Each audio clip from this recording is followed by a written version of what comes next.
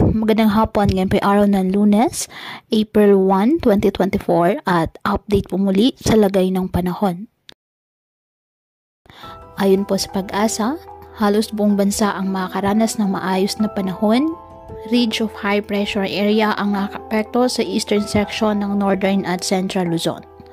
Mas kaunti po ang mga kaulapan na inaasahan kaya mas mababa rin po ang tsansa ng mga pag-ulan.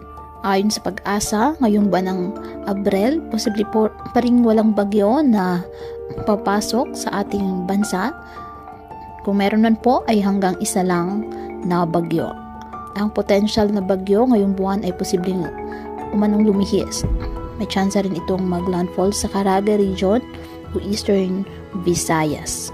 Ngayong araw, posible pa rin ang light to moderate rain sa ilang bahagi ng Ilocos Region, Cordillera, Bicol at Mindanao. Kaya patuloy pa rin po natin na pinag-iingat ang ating mga kababayan sa banta pa rin po ng mga pagbaha o pagguho ng lupa, lalo na kapag may malalakas na mga pag-ulan na pwedeng dulot ng mga thunderstorms. At ugaliin po na magdala palagi ng payong o kahit anumang panangga sa ulan o di kayo nang po sa init ng araw kapag lalabas ng ating mga tahanan. At yan po muna ang update sa lagay ng panahon ngayong araw. Muli patuloy po tayo na mag-ingat at palaging tandaan, God loves you. Stay safe.